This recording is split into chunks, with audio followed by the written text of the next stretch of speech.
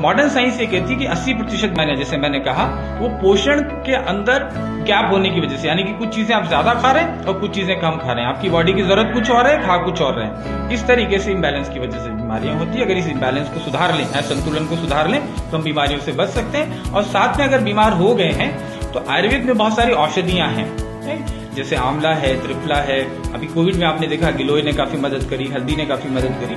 तो ये आयुर्वेदिक औषधियां और अच्छी लाइफस्टाइल को अपना के हम सारी बीमारियों से छुटकारा पा सकते हैं और परमानेंटली पा सकते हैं।